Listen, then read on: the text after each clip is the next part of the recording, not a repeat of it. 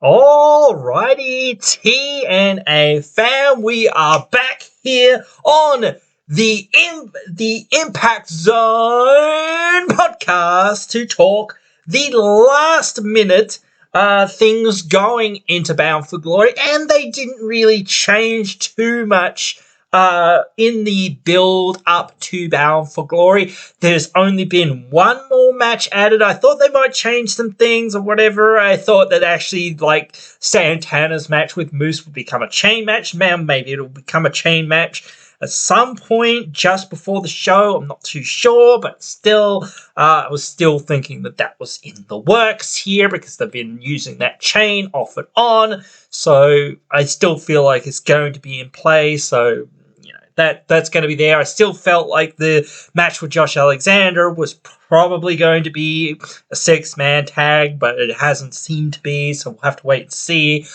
more about that as it comes closer, but I do think it will devolve into one, perhaps even so. But the only match that was added or really changed was the team of Ash and Heather by Elegance versus Zaya Brookside and Brittany Reese. Okay, so now Heather is also called Heather by Elegance.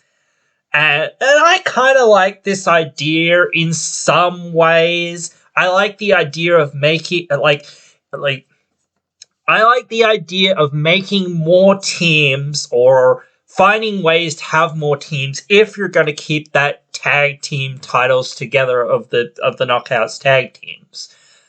But the thing is, I actually just don't think the Knockouts tag team titles are actually a good idea anymore. I honestly don't. I don't see the point in them. I don't really see that they offer enough in the division. I think you could get away with, like, writing stories for other people as far as being singles wrestlers. I don't know. It's going to be really tough still, but it's just one of those things where it's like, I don't know. Everyone has to find a spot and whatnot, but again, it's one of those things where it's like, well, what's the difference between, like, having a mid-card women's title versus having tag team championships? Well, the difference is, like, it gives whoever else that's on the card the same level of opportunity to do something similar and get experience in that sort of mid-card division. They're not quite ready to be, like, the face of the Knockouts per se, but they're gaining experience and they're looking like they could be top contenders to the title. So that is important to kind of, it sets up people to be the next challenger. Like, when you have a tag team division, unless you have a proper, like, full-on tag team division for these ladies to go into, it's really not worth it because it just takes away from the singles division action.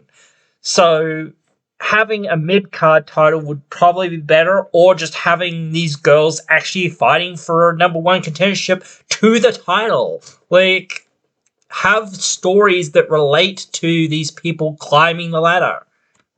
Or just having rivalries, like Ash and Zaya have had a huge rivalry going on and off for months and whatever else.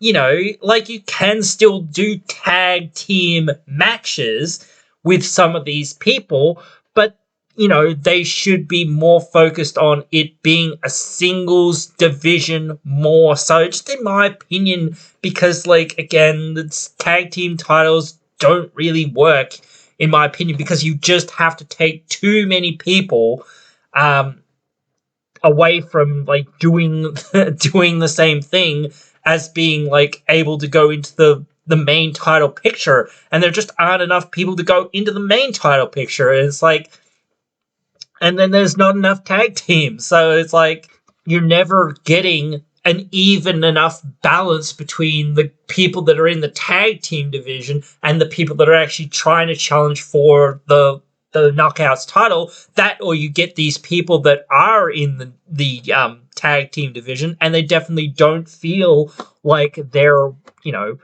world champion or knockouts champion material because they're just a tag team wrestler. Now, yes, tag team wrestlers can break out, but sort of only once the tag team has kind of devolved or dissolved or whatever.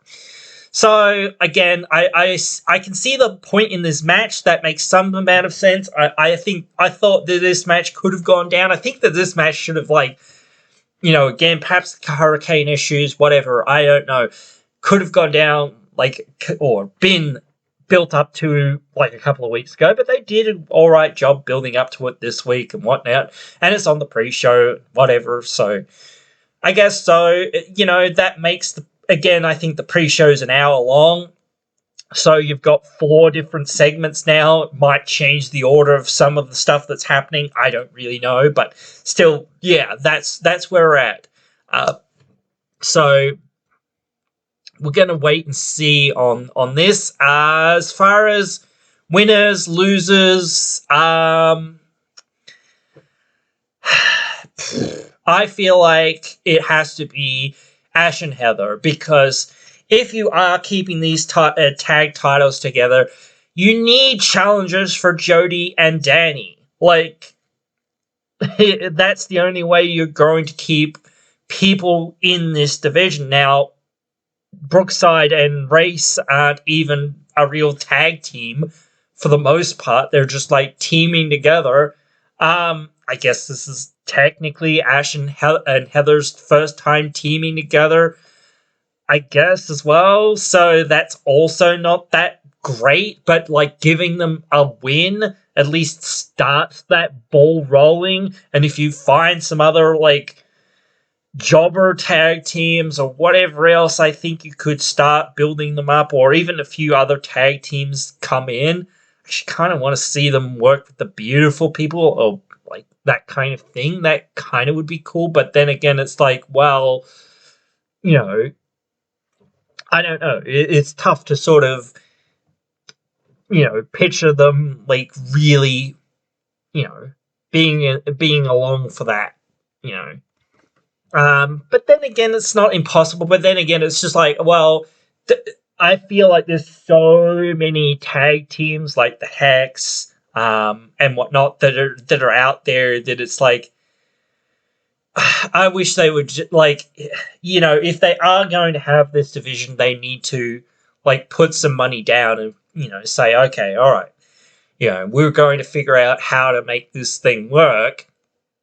So, because I'm not against it, like, if they can make it work, but so far they've just not been able to make it work, and they hastily put Marsha into the world title picture, and she's never even won a match after her tag team losses. Oh, yeah. Well, she won a match, but she didn't personally win the match or whatever. And she hasn't won a singles match. So, and I guess, again, there is some stuff there because, again, like, if you have her, like, even if she had a couple wins, that's good. But, like, I guess it saves her winning, like, for later. Like, 'cause if she's going to win the title, then it's going to be like, well, she has to have people to actually beat. And if she's beaten everyone, then it's like, well, you know, like, yeah, where do you go from there? But it's also like, well, where do we go from here in a lot of senses with that as well? It's just so crazy, and that's why, again, I feel like it's like there's no real planning sometimes here with who's in the main title picture and why and that kind of thing. Like, unless, like, again, they can have some other people return, maybe Taylor Wilde, I don't know. Like, again, like, I've been talking about it here and there throughout that I kind of want Kylan King back. I don't think that'll solve everything, obviously, but it's just one of those things. Having her in the division would at least give, you know, that upper mid card of the women's division something to work with. Like, give her something for a good few months, wrecking people, and then frigging winning the title. Or something else. It doesn't matter what it is, as long as you're actually progressing the division forward, not just, oh, there's, like, no one here, and we're reliant on, you know, people just calling people out. from NXT or whatever. Like, yes, that can be exciting, but not consistently, because there's no real story there. And people don't really just want to see a match that doesn't have much, without much behind it. They want to see a story playing out. They want to be on the edge of their seat, like they are kind of with Marsha and with Grace in some ways, even though that hasn't been handled or executed the best. Like, it's still got people intrigued because, people know who these people are and they've been around for a while. So, but anyway, the other thing that was slightly changed was, and I don't know whether they actually have it written here. It doesn't look like it, but anyway, basically, all three of the matches, the top matches, I guess, are now considered the main event matches. Which is really weird because there's no such thing as a triple main event. They're saying it's a triple main event. So Marsha Slamovich, Jordynne Grace, the Full Metal Mayhem World Tag Team titles, and Joe Hendry versus Nick Nemeth for the title are all being considered as the main events of the show. Now, in some ways that's cool, and in some ways makes some amount of sense because they're all like fairly big-ish attractions, that, any one of these matches in some ways could kind of end the show. I don't know. I don't see that 100% because, like, in the end, no matter what match, which one of these matches is the actual, like, main event match, there is only one true main event match, which is the last match. So even if you bill all three of these as a triple main event, sure, that gives them like a little bit more credence. I don't know how else to put it. Like, stakes, that kind of thing, I guess. But as far as, like, I don't know. Like, I thought this before when we were looking, and maybe I was wrong in my predictions, but I don't think I am, but maybe I am, because I've seen the Hardys doing a lot of media, but then again, it's like they're going to Cameron, North Carolina at some point soon. I'm pretty sure. I think it's for Turning Point. I believe. So you could always do it there for the Hardys. I don't know. It's really tough because, like, you start saying, well, is it the Hardys' last run type thing? Because that's, kind of what it's been promoted as. I don't know. What do you, like, it's obvious in that regard. But then what's the end game? Like, I think the system, like, are great in some ways as far as being great heels. But thing is, they're not what I would consider being the future of the division. Of any division, really. But having said that, that doesn't necessarily matter, because if they're placeholders of the titles for whoever, does win the titles after them, then I think that's still fine. But honestly, I kind of have more interest in Judas Icarus and Travis Williams winning the titles than the system re-winning the titles at this point. I kind of think, like, again, I still think that they probably can't win them at this point, or even in the next few months. But maybe, I don't know, like, with interference from Josh, like, maybe they can.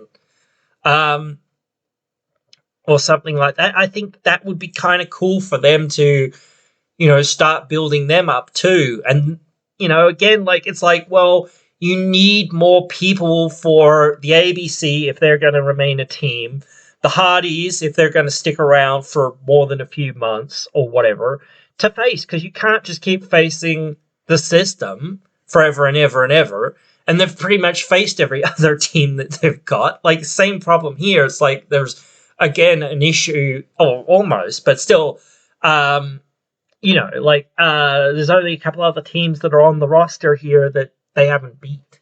So it's like still another problem that they need to, either focus more people on being, in that tag team division, that sort of aren't going to go up to being, heavyweight contenders, or they need to find, more time to give to some of the other teams that are there, like the Good Hands, like Jake Something and Hammerstone. Are they actually even a team? They haven't even got a tag team name. It's just Hammerstone and Jake Something. Like, I don't know. Or the Big Meaty Men, Slap and Meat, or something. I don't know. But yeah, like, that's what I mean. Are those guys actually a tag team, or are they actually going into, like, the heavyweight division? I think the only other thing that we did find out was for the Call Your Shot Gauntlet. So we know who's entering first, and we know who's entering last. Now, the rest of the 20 competitors could be literally just about anyone, even the people that were in the not the contenders match, but the, whatever you want to call it, the lottery for the first and last entrant. Could be in it, could not be in it, who knows. So we know that Kazarian is number 1 entrant, and we know that AJ Francis is the number 20 entrant. Now, usually I think having the number 20 entrant secret is a lot better than having some people know who the 20th entrant is, but then again, I guess it's fine to know it in this case, because it's like, well, like, even with the 6 guys that were in the ring, like, it didn't feel like there's too many people honestly left out from the card or from the company. Maybe Eric Young, I don't know, maybe Gresham, but that's about it. Like, not many people were honestly left out from, potentially being seen in this match. But even that's still not, really that many people. So you've maybe got 10 people that you could perhaps name off the top of your head, or I could try to name off the top of my head, that are potentially going to be in this match. But beyond that, we've still got 10 other people, and that's pretty cool to think that we probably don't know 10 of the entrants in this match, which, like, they could bring out, just a joke of a wrestler of some sort. Like, they could bring out the Kiss Demon. I don't know. But I think that was a little bit of a nostalgia type thing that they did once. And they did it for that moment with Johnny Swinger in the ring, where he gets him to sign the thing and he gets to show him the card and then toss him over the rope. So again, like, having those moments is fine, but having those people in there is sometimes like, well, what, beyond this moment, it really wasn't all that useful. But then again, I guess, it's like one of those things where, did somebody get a little bit of something from eliminating the Kiss Demon? I guess not really, but, again, like, it does give people something to talk about sometimes, or something, a nice little memory, a nice, little thing that,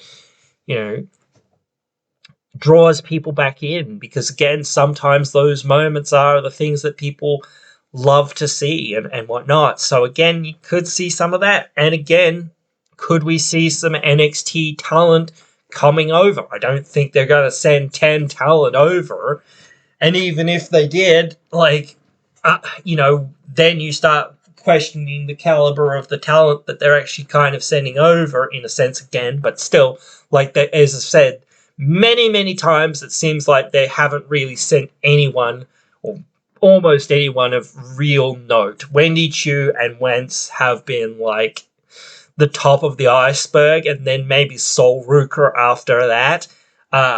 So the rest of the talent really haven't, like, I think Tatum Paxley is actually a decent wrestler as well, after her showing and whatnot. But as far as being on the totem pole, yeah. But that's the problem with NXT too. You know, NXT mostly just has younger, less established, less well-known wrestlers. And I think, like, a lot of the more well-known wrestlers, for the most part, are, deeply wanted or deeply needed or deeply committed in some ways on NXT. So it's like, well, I get why they kind of haven't really sent anyone of any real note, because, like, they haven't really got anyone that they really could send, and then if they did, like, it would be a lot of effort, I think, for them to do it. I don't remember if NXT is taped still. I knew it was taped at one point or another. I don't remember when that was, and whatnot. I do remember, though, recently seeing that they said somewhere on social media that Sami Callihan is now involved in booking of venues. Christy Hammy is now involved in something, I don't remember what. And then there was somebody else that they put in a position of power, effectively backstage and whatnot as well. That was pretty interesting to kind of hear that in some ways. And certainly it's one of those things that we, like, I think we've said time and time again, like, sometimes you need to roll the dice.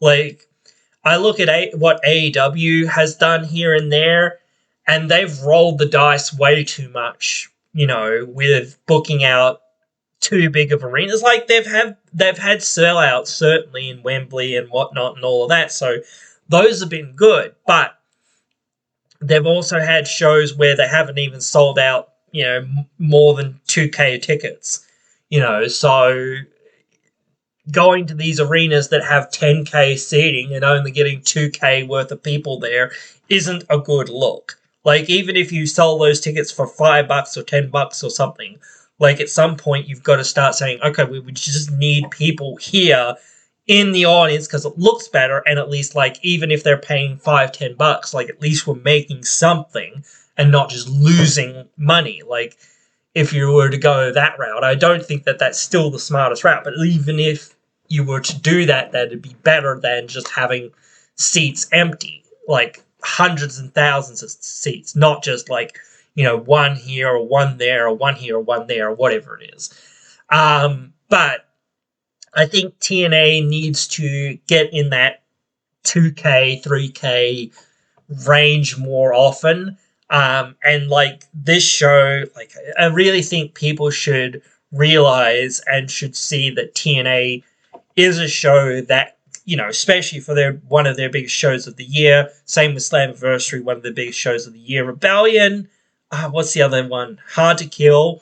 Those big shows, I guess they're the smallest of the two shows, but I still think that they should be looking at, maybe 5K arenas. Like, people should realize that these are big events, and they should, like, be treated as such. Like, but the problem is, I guess, as well, is it's like, well, we don't know if we're going to be able to sell those out.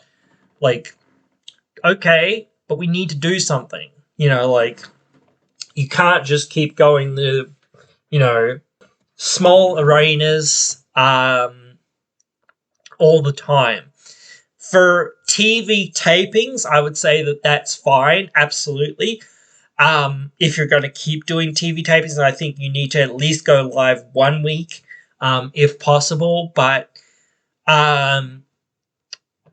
yeah, if you're going to keep that up in some form or fashion, I feel like you need to say at least the pay-per-views, at least like minor pay-per-views. I would say yes, they can be 2 or 3K or whatever it is, but more major pay-per-views, Hard to Kill, Rebellion, they should be 5K, and like Slammiversary and Bound for Glory should be 10K. At this point, at least that's where I'm at. Like, can they get there at that? I don't know. Maybe they can, because they're building a lot of momentum. The problem, I guess, becomes like next year and whatnot. Who will they actually have? And you can never know who they're going to have or not going to have, and that sort of thing. Because like, and where are they going to be at, and who's going to be the champ, and all that sort of stuff, and who's going to be the draw. Like that's their issue. I don't know. Like, I think Nick Nemeth's not going to stick around for very long, but I could be wrong.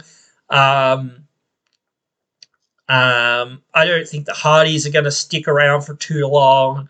They've basically got a handshake agreement, so they're there for maybe a couple more months or whatever it is to fill out their run and then go to WWE and have one last run there. You know, who else? Jordan looks like looks like she's leaving. I won't say she is, because there's never 100% on anything or everything. I don't like that perception or that sort of stuff. It looks like Joe Hendry might leave.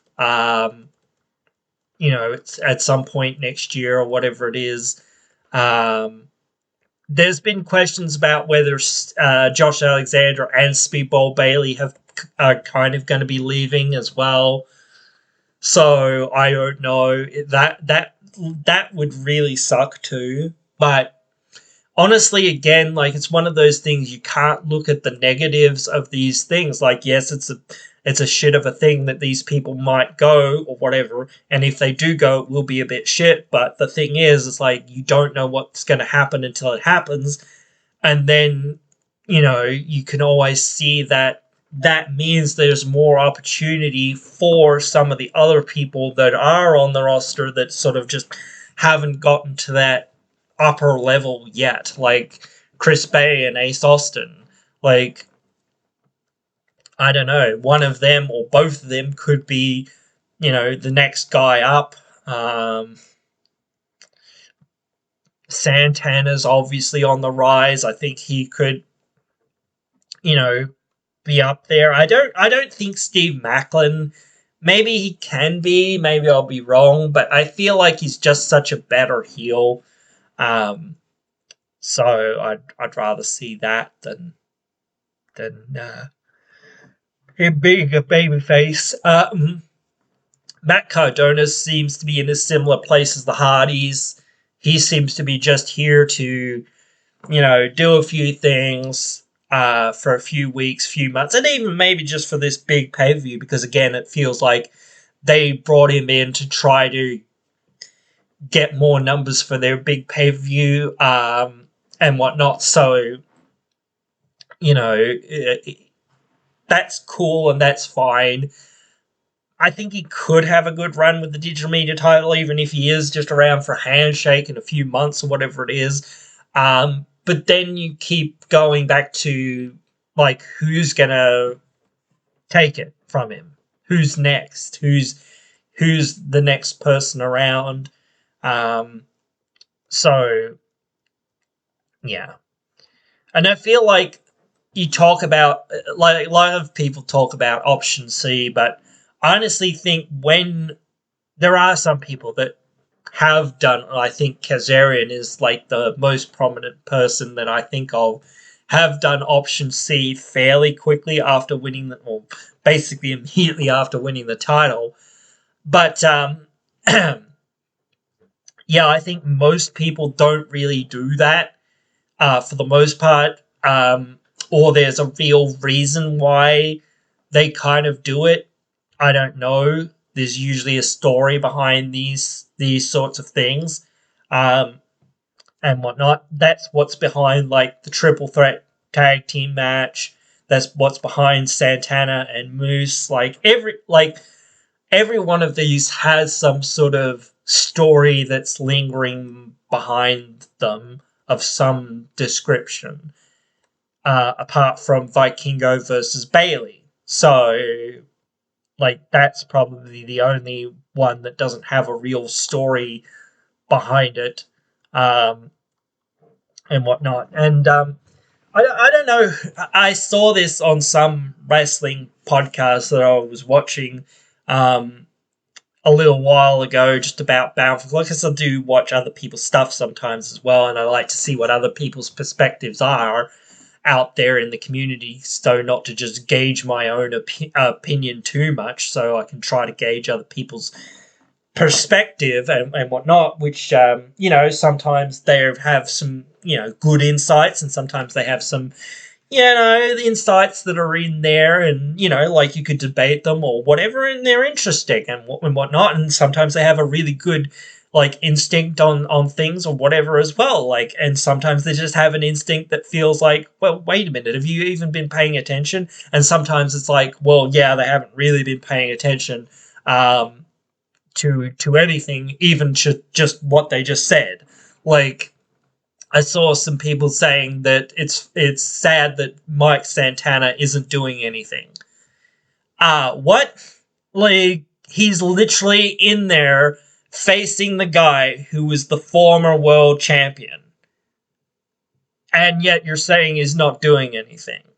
He's literally in a feud with the guy who just was the champion. This guy could have been, like, main eventing this pay-per-view for the title.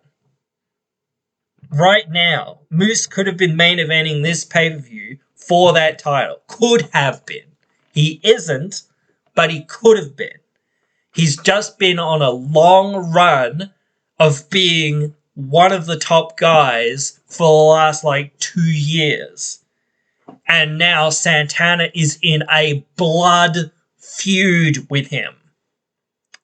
But you're saying they're not doing anything with Santana. Okay. Great. It's right there in front of you. The feud. Like, you're saying that this guy needs to be elevated to being, in the world title picture. He's in a feud that is trying to elevate him into that world title picture. You don't just get into that world title picture. Yes, you do in some ways, but your level of legitimacy to earn or win that title isn't earned over a week or a month or 6 months. It's earned over a long period of time. And someone was saying, they wanted, LAX to come back, but they couldn't get the other guy to come in. No, they didn't want LAX to come back in, or maybe they did, but they knew that Santana and Ortiz had a blow-up, and that they probably wouldn't want to work together. They knew that when they were signing Santana, that they were signing him as a singles star. And pretty much everything that they've done with him since he's been there has been to build him into a credible middle upper card guy and an upper card guy. And yet these people are saying, oh, it's a pity he's not doing anything. Or it's a pity he's not going anywhere. It's a pity he's not in the title hunt. Not everyone can be in the title hunt all the time. That's not how it works. You've got to have only a couple of people in that world title picture, literally, because, sometimes you can have more than that, but for the most part, you can only have 2 people floating around that title. Maybe you could have a third person, like they've kind of got Kazarian floating around in that world title picture, and you've kind of got other people that still kind of feel like they're floating around in that space. And I think Mike Santana and Moose feel like they're floating around in that space. They're one of the next few people that could be a number one contender. Now, where's Santana going after this? Because as I said, like, it's hard for me to picture that he's not going to win. And perhaps, like, he'll have to continue feuding with the system.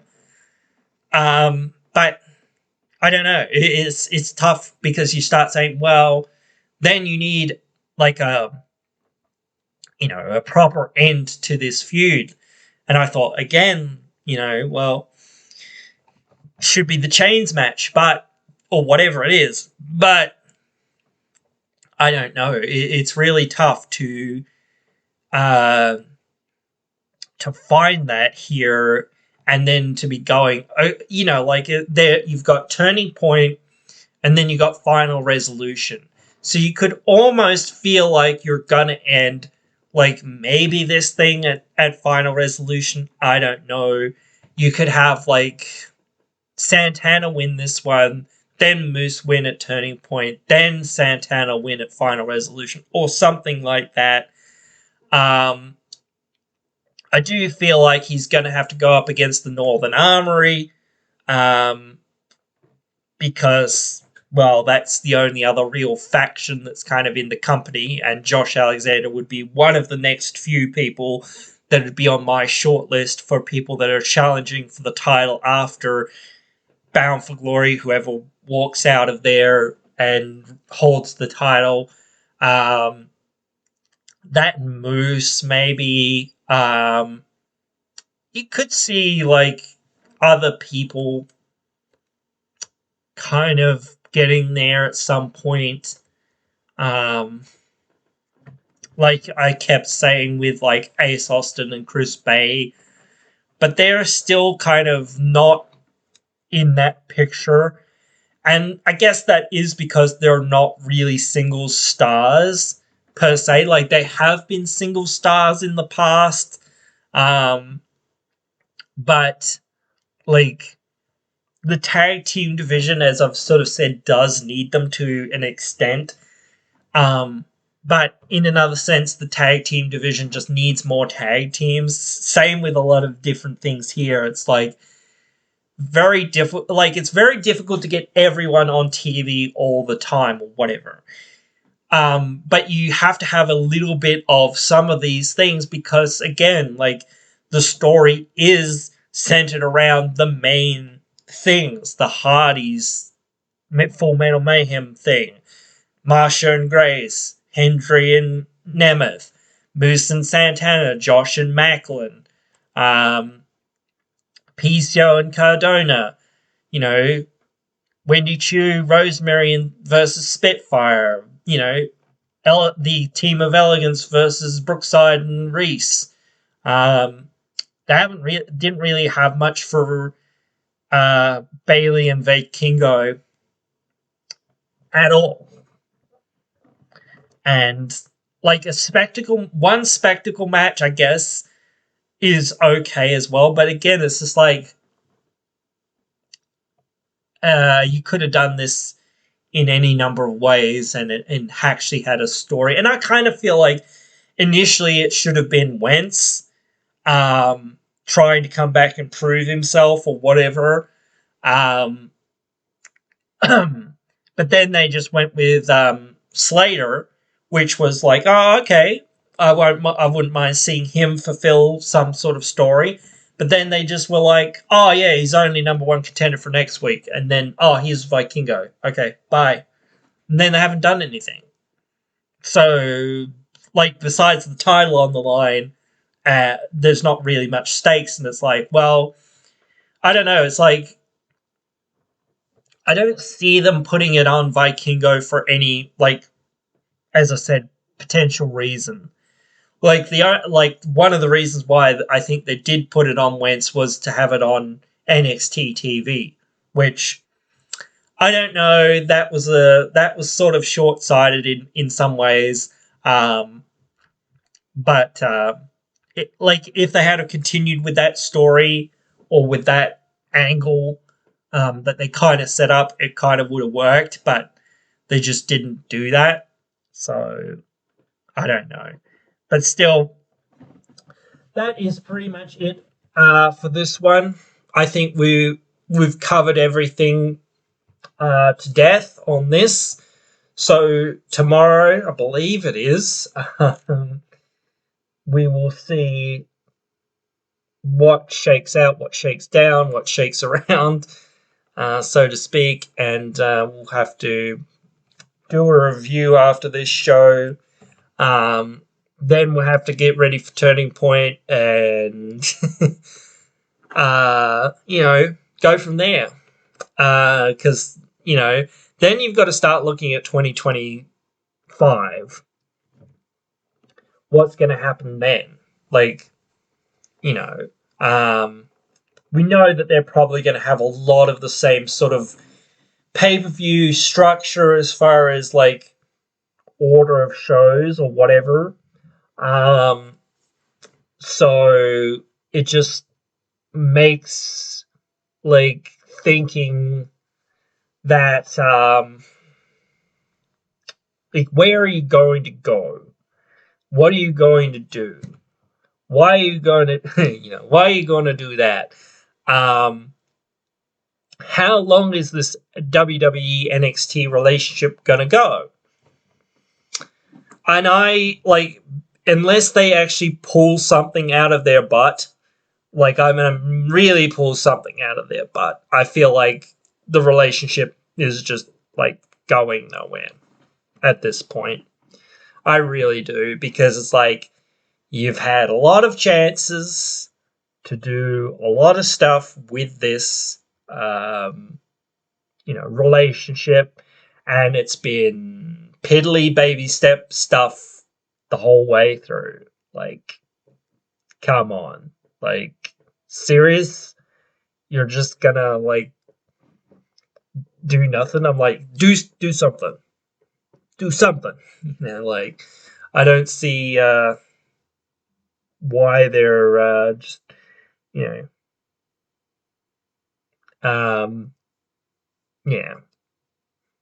call it off, or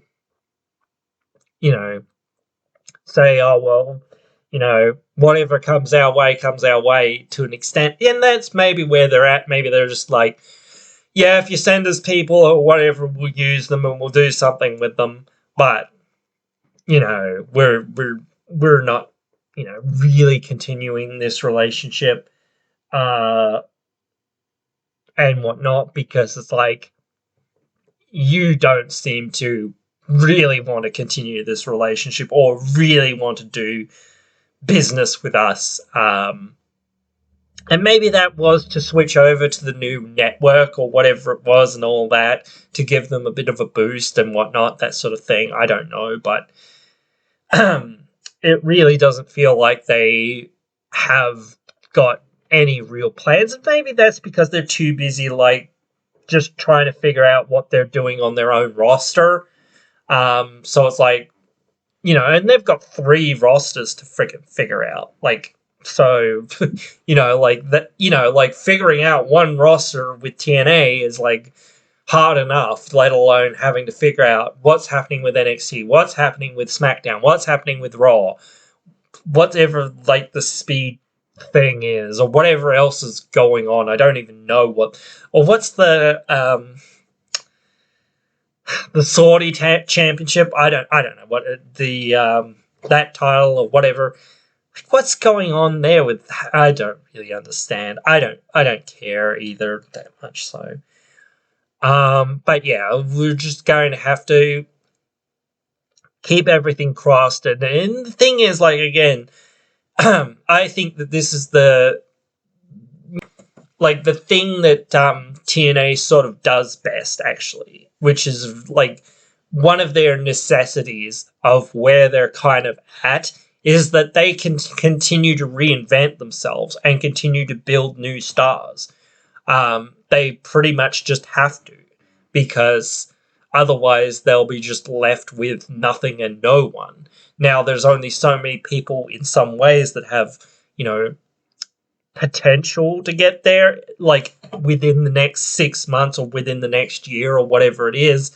But still, it's one of those things that if you take somebody, and it doesn't matter really who it is, you can take somebody and say, okay, we're going to put you on a 6 month, 8 month path, and we're going to build you up incrementally, little by little by little by little by little, every week or whatever it is, every month, and then at the end of that or whatever it is, we're going to see where we're at.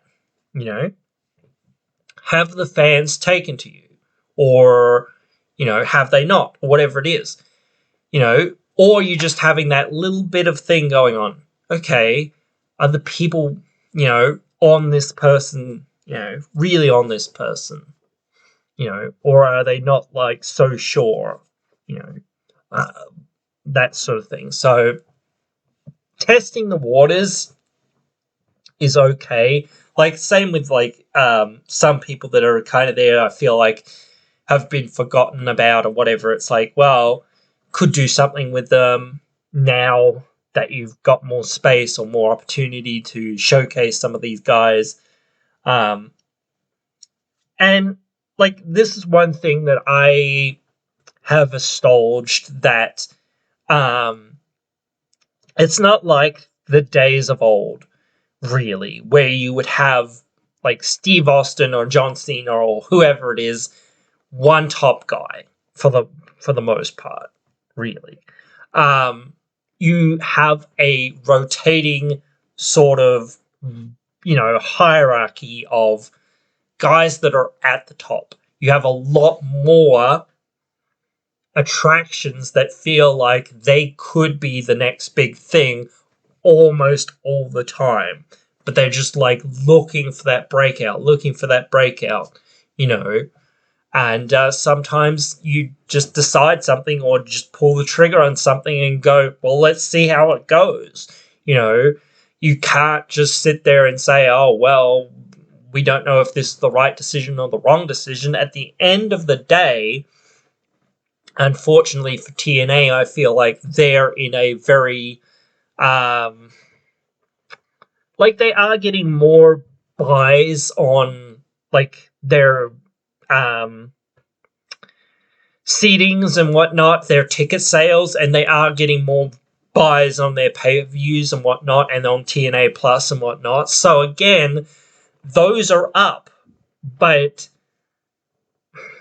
I think they're in a kind of limbo in many ways. They can't really get much more or much further along in many ways, because they're limited in their access to being able to promote what they're doing, and for people to actually know what they're doing and see what they're doing and that kind of thing. So without that larger network or that larger exposure of some sort, it's going to be really tough for them to be much bigger. Like I said before, I think they should take more risks sometimes, but then it's like, well, we probably don't know that we can take those risks.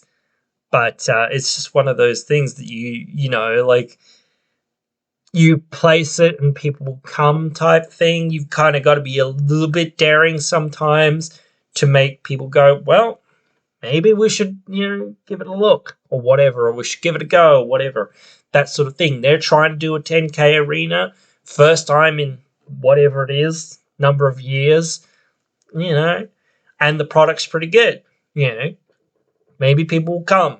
I don't know. But again, it's just the situation that they're in.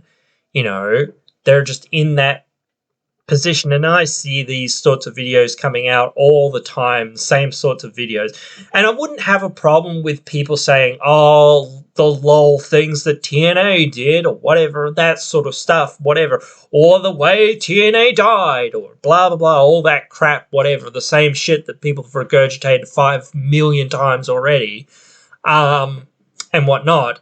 If they ever did anything positive or constructive or, anything else, like literally anything else, anything in depth or anything thoughtful or thought-provoking or whatever else, like, or whatnot, that sort of style of stuff. Like, no, they don't. They just go, oh, the things that TNA did, TNA, lol, or whatever, like, same crap. They don't offer you anything else. They just offer you the same crap that people have been offering for years and years and years. And not to say that TNA is perfect. It's not perfect. Of course it's bloody not. But when you just put out the same narrative all the friggin' time and you don't come out with anything else, that's my problem.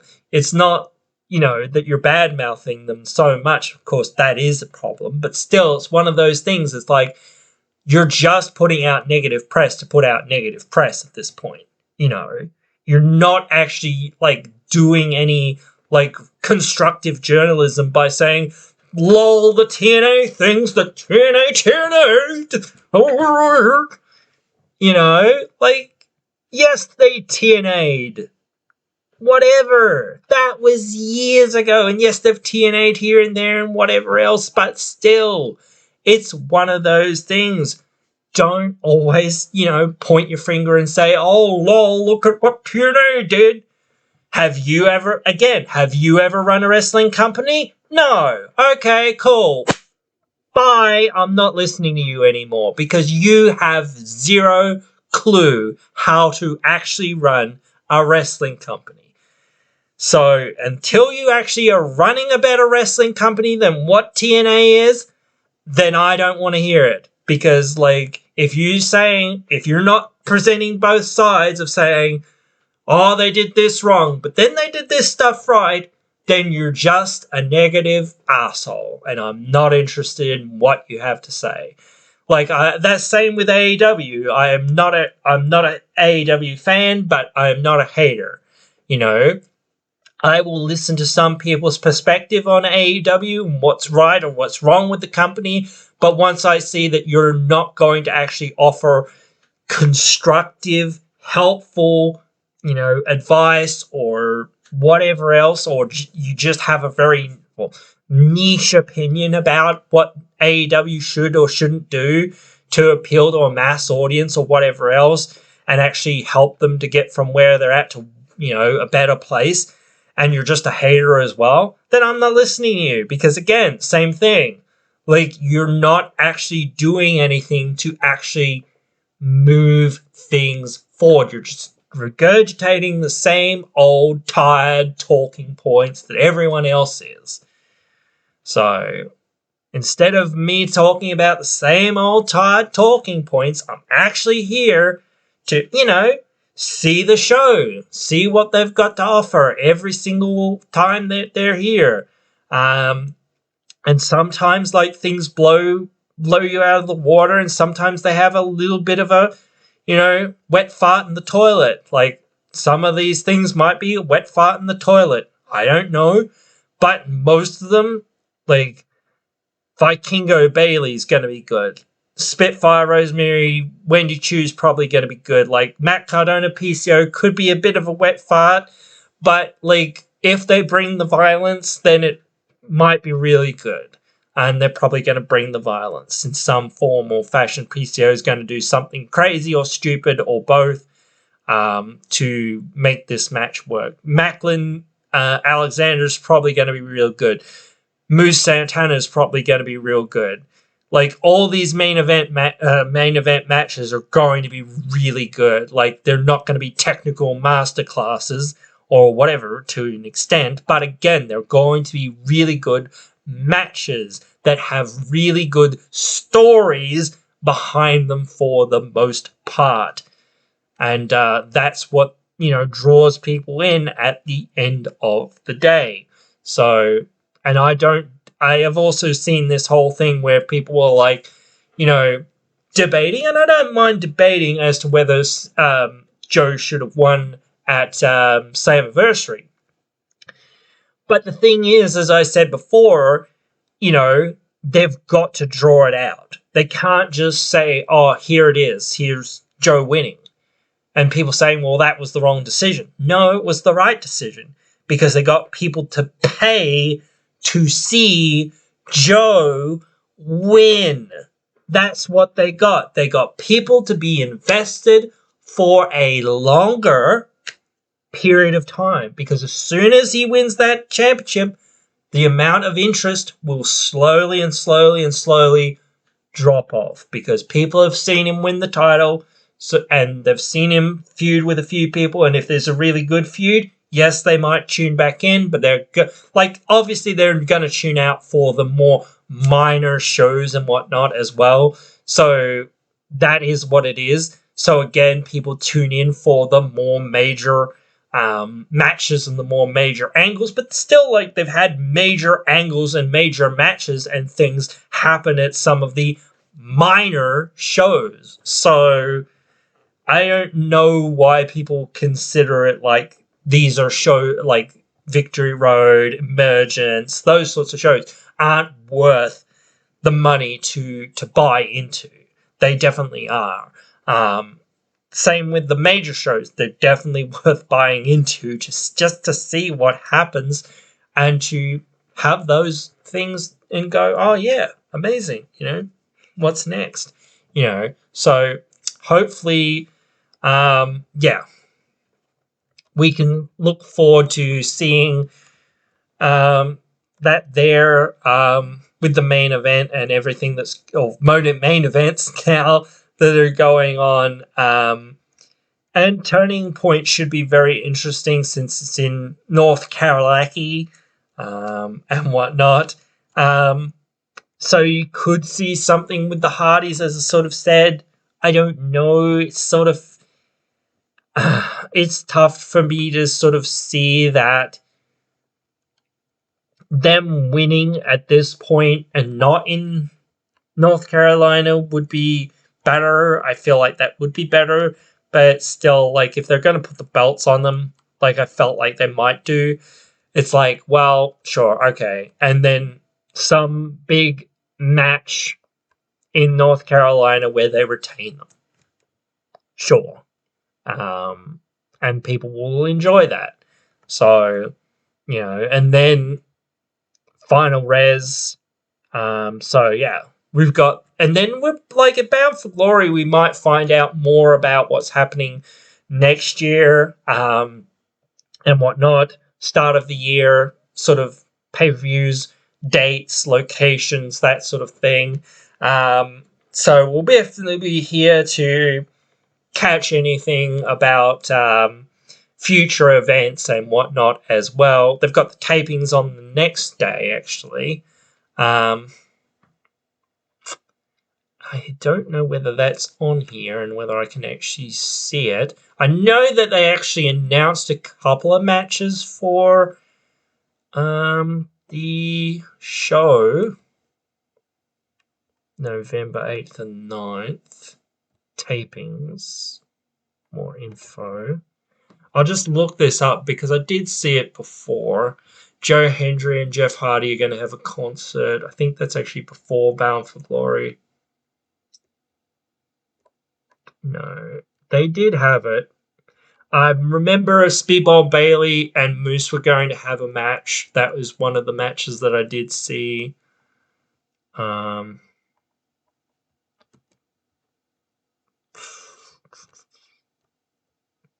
26. Countdown.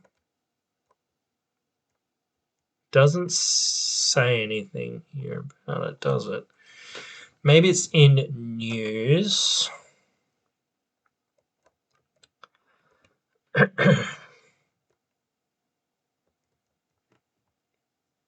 this is it.